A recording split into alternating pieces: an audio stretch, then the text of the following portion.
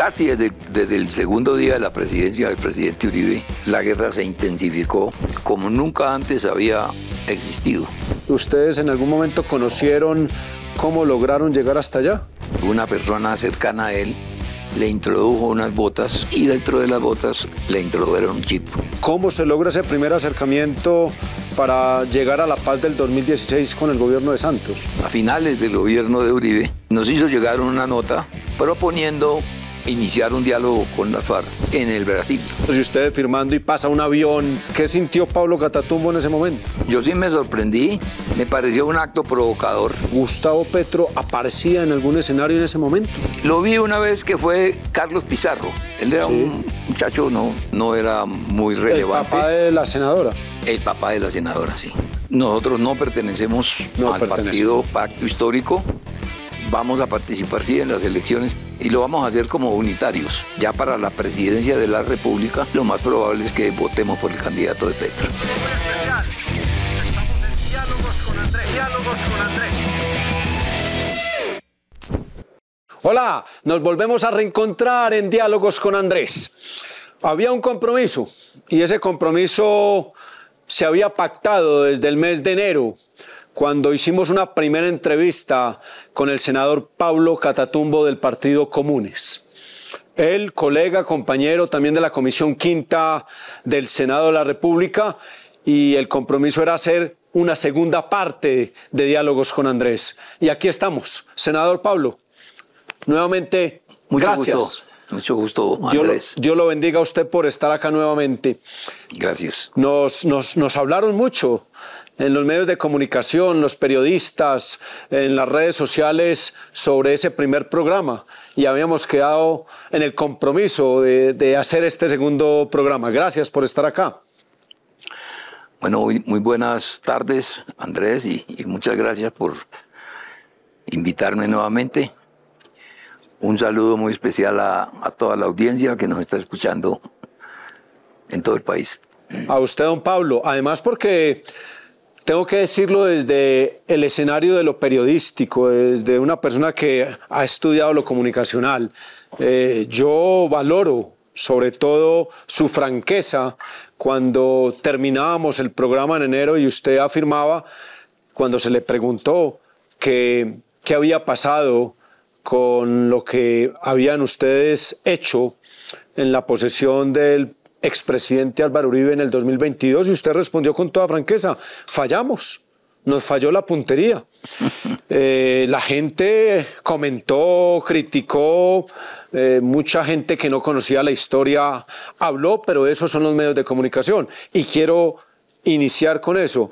Ustedes fallan, llega el presidente Álvaro Uribe a la presidencia y empiezan a sentir, me imagino, una presión mucho más alta del gobierno y del Estado hacia las FARC. Sí, evidentemente coincidió la llegada del presidente Uribe a la presidencia con la ayuda militar norteamericana del Plan Colombia. Que venía haciéndose realidad con Andrés Pastrana. Con Andrés Pastrana. Pero a quien le tocó, dijéramos, desarrollarlo fue al presidente Uribe. ¿Lo encontró ya definido económica y militarmente? Económicamente, más que militarmente. Sí, señor.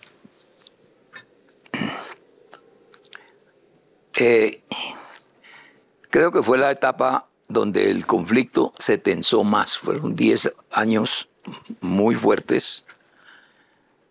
10 años, ¿usted habla de 2002-2012? ¿O 2000-2010? 2002-2010. 2010, los 8 años del gobierno Uribe. Los 8 años del gobierno Uribe y, bueno, pudiéramos hablar que hasta 2012, porque los 2 primeros años con el gobierno de Santos también fueron muy fuertes. De esos 8 años que usted habla del gobierno Uribe, ¿cuáles fueron los momentos más difíciles para ustedes como los comandantes de las FARC que estaban en confrontación con el Estado? Bueno, a partir de 2002, casi desde el segundo día de la presidencia del presidente Uribe, la guerra se intensificó de una manera como nunca antes había existido. Comenzó una operación militar muy fuerte. ¿Ustedes lo sintieron? Que sí, lo sentimos, que se llamó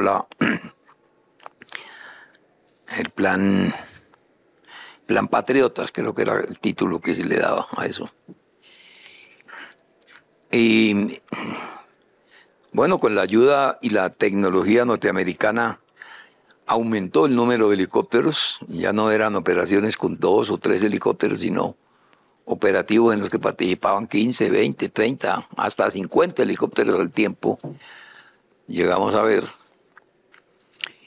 Y los combates por tierra también se intensificaron. En realidad,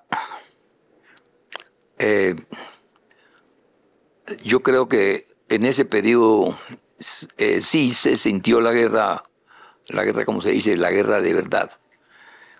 Permanente, diaria, eran combates diarios. Y donde nos encontrábamos, pues había enfrentamientos. Y en esos enfrentamientos, y lógicamente, como usted siempre ha dicho, la guerra es la guerra, Andrés. ¿Cuáles fueron las muertes que más les costó entender a las FARC y a ustedes como equipo que eran? Bueno, hubo varios compañeros muy importantes y cuyas muertes fueron muy sensibles. La muerte de Urías Rondón, por ejemplo, fue bastante. ¿Ese fue en dónde? Eso fue en Los Llanos. En Los Llanos. Sí. Fue muy sentida, pero de todas las que sentimos en el gobierno del doctor Álvaro Uribe fue la muerte del mono. ¿Del mono Jojoy? Del mono Jojoy. ¿Esa fue en la Macarena?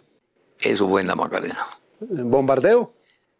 Sí, un bombardeo muy intenso. Ahí participaron por ahí más de 40 helicópteros había. Y más de unos 7, 8 aviones. ¿Desde la mañana, todo el día? Eso fue en la madrugada, como a las 4 de la mañana. ¿Ustedes en algún momento conocieron cómo lograron llegar hasta allá? Sí, hasta ahora pues la hipótesis más reconocida ha sido la de que una persona cercana a él le introdujo unas botas ortopédicas que necesitaba y le hacían unas botas especiales y dentro de las botas le introdujeron un chip. ¿Alfonso Cano? Bueno, Alfonso fue ya después en el gobierno de Juan Manuel Santos. De Juan Manuel Santos. También fue la misma situación. No, todavía no hemos logrado establecer con exactitud. ¿También fue bombardeo? ¿Cómo lo localizaron? Pero sí fue un bombardeo, casi 40 o más helicópteros y unos 5 o 6 aviones de guerra. También fue muy dolorosa, sentimos profundamente la desaparición del comandante Alfonso Cano. Esos dos, dijéramos, fueron las más sensibles, dijéramos, pérdidas que tuvimos, aunque pues a uno le duelen las otras también. Él me decía que le había tocado ser secretario de Jacobo Arenas. Ajá. Y le había tocado ser secretario de Manuel Marulanda Vélez. Yo hago la pregunta, ¿qué diferencia tenía Jacobo Arenas a Manuel Marulanda Vélez? Bueno, obviamente eran personalidades diferentes. Jacobo era mucho más dado a lo ideológico, a trazar la línea, siempre en concordancia con Manuel Marulanda. Ellos eran muy unidos. Muy unidos. Muy unidos, y aunque el uno tenía, pues, eran caracteres muy distintos, pero tenían una gran hermandad y también funcionaban muy bien como pareja de mando. ¿Quién era más tropero? No, totalmente Marulanda. Marulanda. El otro era más ideológico. Más ideológico, sí, pero también en sus años también comandó tropas y en la operación Marquetalia. Pero Marulanda siempre fue tropero. Siempre hasta tropero. El último día Marulanda estuvo al frente de las tropas en la Operación Colombia. 2010 termina el gobierno de Álvaro Uribe, 2010 hacia adelante inicia el gobierno de Juan Manuel Santos. ¿Cómo se logra ese primer acercamiento para llegar a la paz del 2016 con el gobierno de Santos? Bueno, pues eso, ya desde el gobierno de Uribe, a finales del gobierno de Uribe, el presidente Uribe nos envió una nota a través de su comisionado de paz. ¿Qué era? Que era Frank Perr. Frank Perr. Nos hizo llegar una nota proponiendo iniciar un diálogo con la FARC en el Brasil, escogiendo como país base pues al Brasil. Nosotros la estudiamos muy bien la nota, pero lamentablemente llegó casi a finales del gobierno del presidente Uribe. Entonces decidimos más bien de manera amable también contestarle que pues ya estaba muy tarde y que pues los últimos dos gobiernos que él había tenido mucha oportunidad o de hacer el intercambio humanitario para aproximarnos o de buscar las condiciones para un diálogo por la paz. Y ninguna de las dos condiciones se había dado. Y ya en el poco tiempo que quedaba, considerábamos que no lográbamos. No había oxígeno para eso. No había oxígeno para eso, esa es la palabra. Así es. Y llega Juan Manuel Santos. Y bueno, llegó Juan Manuel Santos. Juan Manuel Santos tuvo dijéramos, como un acierto, diría yo, en su primer discurso de posesión. ¿Cuál fue? Él expuso su programa de gobierno. ¿Ustedes escuchaban todos esos discursos de posesión? Sí, claro, les poníamos bastante cuidado. ¿Verdad? Como el sermón de las 7 palabras también. Sí, señor. En radio, en televisión, en redes, ¿cómo? Bueno, el de Santos lo vimos en televisión. Muy bien. Entonces Juan Manuel Santos terminó ese día su discurso diciendo, bueno, él ya había hablado de todo su programa de gobierno, cómo pensaba desarrollar su actividad, y terminó con una frase que Alfonso y yo ya estábamos juntos y nos quedamos mirándonos uno al otro, cuando él dijo, la paz no está perdida, las llaves de la paz no están en el fondo del mar. Las llaves de la paz las tengo yo. Yo tengo las llaves de la paz. Mensaje directo. Exacto. Y ahí terminó con eso. Se acabó y nos quedamos mirándonos.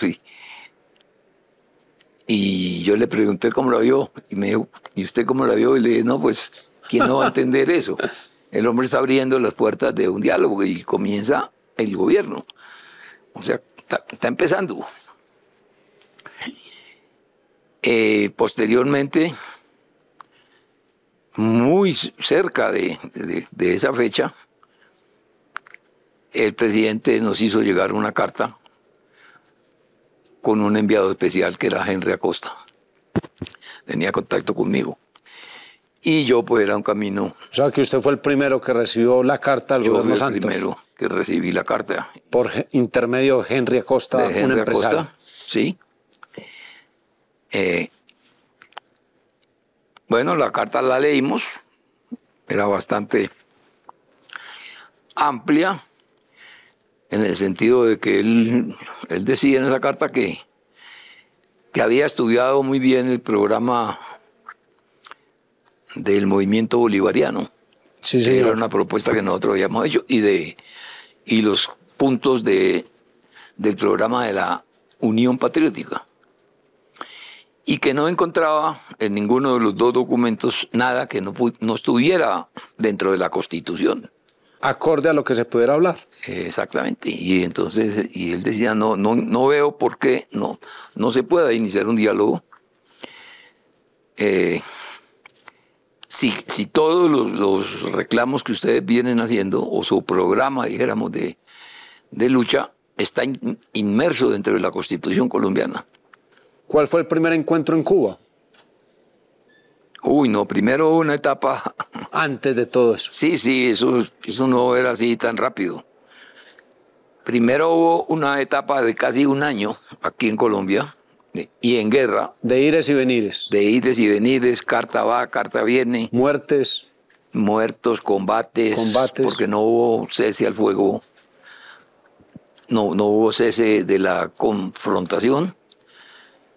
Es más, en ese tiempo es que muere Alfonso Cano. Alfonso Cano, en el Cauca. Alfonso Cano ya habíamos intercambiado varias cartas con el presidente. Y cuando muere Alfonso Cano en esa negociación con Juan Manuel Santos, me imagino que para ustedes no es fácil tomar la decisión de continuar los diálogos. Continuar, sí. Porque emocionalmente es un golpe... Era un golpe duro, sí. Sí, no, es durísimo. No fue fácil volver a... Pero daba la casualidad de que Alfonso, antes de morir él había escrito un mensaje diciendo, este país no tiene otra solución que buscar la paz. Esta guerra se puede prolongar todos los años que quiera, pues esta guerra no hay probabilidades prontas de ganar. Pero él decía, así yo muera. Así yo muera, ustedes tienen que continuar las negociaciones. Entonces llega todo este proceso, ese año de cartas, van, vienen, muertes, guerra, confrontación, y llega Cuba. Pues eso duró casi un periodo de un año en el que sosteníamos no reuniones, sino intercambio de correspondencias, porque duramos mucho tiempo discutiendo una agenda que no fuera tan extensa. El presidente Santos en eso es muy pragmático. Y nos dijo, que no sea una agenda, una lista de mercado, fue la palabra que utilizó. No me van a poner toda la lista de mercado en la agenda porque hay cosas que son imposibles. Y entonces empezamos a... Y el primer punto fue la reforma rural integral. Y el primer punto para nosotros siempre la reforma rural integral fue por donde debía empezar la solución al conflicto colombiano. ¿Y ese fue el primer acuerdo? Sí, ese fue el primer punto de la agenda y fue el primer punto del acuerdo. Así es. Muy difícil porque ponernos de acuerdo, estábamos muy lejanos y hubo una discusión de casi un año, duramos discutiendo ese punto, hasta que nos fuimos aproximando, haciendo concesiones, es decir, lo de nosotros era plantear una reforma agraria integral, una reforma agraria, pudiéramos decir, como se dice, revolucionaria, con expropiación y con esto y lo otro. Y esa discusión nos permitió entender que así no nos iban a poner de acuerdo. Digo, si ustedes proponen una reforma agraria con expropiación, pues sencillamente no podemos... Eso es muy importante porque, dejaron claro que ustedes no iban hacia la expropiación, sino a mejorar la calidad de vida de lo rural para cerrar la brecha con lo urbano. Sí, que no era una reforma agraria radical, sino que era una reforma agraria integral. Eso es muy importante. Pero en el 2016 pasó algo que Colombia quisiera saber. Un hombre como Pablo Catatumbo, ¿cómo reaccionó cuando ustedes estaban en el Getsemaní, Cartagena, a mediados del 2016? Prácticamente estaban con el bolígrafo de Santos y ustedes firmando y pasa un avión. Mirage. Un Mirage, prácticamente pegado al techo del centro de eventos. ¿Qué sintió Pablo Catatumbo en ese momento? Pues yo la verdad es que pues estaba tan acostumbrado a oír esos aparatos que yo no... ¿Ni se dio cuenta? Yo sí me sorprendí. Me pareció un acto provocador. ¿De quién? Del presidente. ¿Sí? ¿Cree usted? Creo. Mire las visiones de la gente. Sí, ¿Por qué lo sintió provocador? Es un acto provocador porque estamos firmando la paz en un escenario, ahí había personas. Urbano, de todos los países, y había gente, embajadores, había gente presidentes con problemas de corazón, así también. Señores y señoras ancianos, había niños, y sin avisar, ese avión pasó muy bajito. Realmente sí fue una sorpresa. pero yo la tomé como, dije, pues esto no era necesaria. No era necesaria una provocación. 2018, 2026, el acuerdo es estar en 2 periodos, 5 representantes, 5 senadores, unos lo critican, otros lo aplauden. ¿Cómo se ha sentido en el Senado, Pablo Catatumbo? En realidad, en el primer periodo... ¿Difícil con Iván Duque? Difícil con Iván Duque y difícil con la bancada que existía en ese tiempo del Centro Democrático. O sea... Ahí estaba el señor Felipe Mejía, bastante... De Caldas. Agresivo. Comisión Quinta. Comisión Quinta y... De Senado. Y me tocó reemplazarlo en el 2022. Bueno, pero es que con usted ya... Se mejoró la cosita. Se mejoró el trato, por lo menos el trato que... Pues él no lo bajaba uno de asesino, de ladrón, Duro. Duro. Y nosotros, o yo, siempre he sido respetuoso con él y con todos, el mundo. Así tengamos diferencias. ¿Usted es un hombre tranquilo? Soy un hombre tranquilo, sí. He pasado por muchas cosas en la vida como para no ser ¿Pero tranquilo. desde el principio de su juventud fue así? ¿O la experiencia de vida lo llevó a ser tranquilo? No, yo creo que se aprende en la guerra. Claro. Porque en la guerra hay situaciones muy difíciles en las que uno tiene que conservar la serenidad. Y si usted pierde la cabeza, lo pueden matar facilito. Por eso estoy vivo. Así es. A pesar de que yo he pasado por todas las pruebas de la guerra. Así estuve en la cárcel, a mí me hicieron consejo de guerra. Claro. Usted me contó. Cuando el doctor Turbay. Consejo militar de guerra en un batallón. O sea, 78-82. Sí, más o menos. Y después le tocó... En el 79. Y después le tocó que lo capturaron. Eso ya después, eso fue después, pero esa con Turbay Ayala no fue cosa fácil. No fue fácil. Porque ahí se comenzaron a implementar de nuevo las torturas aquí en Colombia. Él fue quien trajo las torturas. ¿A usted lo torturaron? ¿Verdad? Dios. Dicen que el guerrillero se enseña a cargar una cuchillita en el cuello por si la situación está muy difícil, cortarse las venas. ¿Eso es cierto o esa es un mito? No, eso es cierto. ¿Ah? Eso es cierto. Yo mismo me corté las venas. ¿Usted se cortó las venas? Yo me corté las venas. ¿En dónde se cortó las venas? En la segunda oportunidad cuando me capturaron ya en conjunto con el ejército y el MAS, que eran las... El MAS fue la creación de los movimientos en contra del secuestro. Sí. Y ahí me capturaron a mí sin yo tener vela en entierro. No tenía nada que ver ahí. Porque yo nunca fui del M-19. Hay mucha gente que me dice que yo fui del M-19, pues yo no fui del M-19. Yo lo que fue amigo de los fundadores del M-19, cuando ellos fueron de las FARC. ¿Quiénes eran los fundadores del M-19 en ese momento? Todos, pues ahí estaba Jaime Bateman, que perteneció a la FARC. ¿Ah, sí? Sí, él perteneció a la FARC. Primero. Iván Marino Ospina también perteneció a la FARC. Carlos Pizarro también pertenecía a la FARC. O sea, que el M-19 terminó siendo una disidencia de las FARC. ¿O no se podría decir disidencia? No, pues las cosas hay que llamarlas por su nombre. Y ellos eran una disidencia al comienzo de las FARC. De las FARC. Porque Álvaro Fayad también, Almarales, casi todos ellos pertenecieron a las FARC. Casi todos murieron en el Palacio de Justicia. Muchos. Almarales, recuerdo. Almarales, sí. Bueno, Almarales es posible que no haya sido de las FARC. Almarales más bien venía como el ANAPO. Okay. Pero el Pizarro, Iván, Álvaro Fayad y Bateman sí pertenecieron a las... Y cuénteme algo, porque se nos está acabando el tiempo. ¿Gustavo Petro aparecía en algún escenario en ese momento? ¿En su memoria? Pues yo nunca, lo vi una sola vez. ¿Dónde lo vio? Lo vi en La Caucha. ¿Qué es La Caucha? La Caucha era un campamento donde se reunían, donde prácticamente pernoctaban, vivían Marulanda y Jacobo. Ok. Lo vi una vez que fue Carlos Pizarro. Él era un muchacho, no era muy relevante. ¿El papá de la senadora? El papá de la senadora, sí. La charla era con Carlos Pizarro, pero él iba acompañándolo y él participó, estuvo ahí. O sea que el presidente Gustavo Petro era cercano a Carlos Pizarro. Sí, sí, eran cercanos. Ok. Era... Don Pablo, créame que me podría quedar acá todo un día hablando sobre lo que ha pasado en la historia de nuestro país.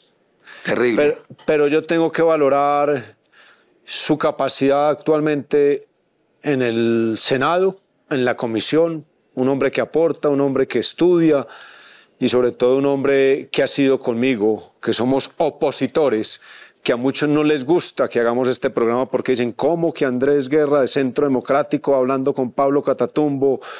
Y yo digo, ¿qué tiene? Antes ese es criterio suficiente para hacerle entender al país que 2 generaciones tienen condición para sentarse a hablar. A sentarse a hablar, sí. No, y... ¿Es posible volver al Senado? ¿Quisiera volver en el 2026? Pues posible siempre lo es. Pero no lo ve fácil. Pero no lo veo fácil porque pues nosotros el acuerdo de paz que hicimos era por 2 periodos. Llega hasta el 2026. Hasta el 2026. Comunes entraría al acuerdo de esa unidad de sectores políticos que acompañan a Gustavo Petro y podrían ir en ese movimiento para poder llegar en una lista fuerte al Senado y a la Cámara. ¿O no lo ve fácil también? Estas elecciones van a ser difíciles, van a ser reñidas. Nosotros no pertenecemos al partido Pacto Histórico. Son independientes. Estamos haciendo, creo que nos vamos a presentar como esa propuesta que se está construyendo, que se denomina unitarios. Muy bien.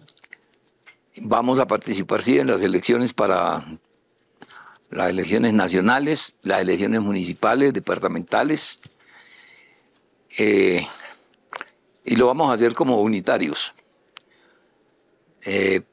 Por supuesto que para la presidencia de la República, sí, lo más probable es que votemos por el candidato de Petro. ¿Qué consejo le da, la última, a Gustavo Petro con el tema de la paz total?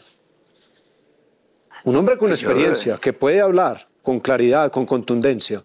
Pues yo no le daría ningún consejo, solamente le aconsejaría o le diría que no desfallezca, que no pierda la esperanza, que Colombia necesita con urgencia superar esta etapa de la guerra y llegar a poder alcanzar una paz estable, duradera. La guerra, tal como se está planteando hoy, que no es una guerra, dijéramos, directa como la que nosotros libramos, sino una guerra en la que ponen 2 tipos, ponen una bicicleta bomba cerca de una estación de policía, matan a... La evolución de la guerra. Pero yo creo que involución más bien, porque es que realmente hoy en día, y además ¿hasta cuándo? Colombia está cansada de la guerra, yo creo. Colombia necesita con urgencia que haya paz. Así es. Don Pablo, gracias. ¿Se sintió cómodo? Sí, muy bien. Muy bien. Don Pablo, gracias nuevamente. Nos volvemos a reencontrar en Diálogos con Andrés. A don Pablo Catatumbo, gracias. Y a los colombianos que estaban esperando el segundo capítulo de esta historia, ahí se les entrega. Un abrazo. Chao.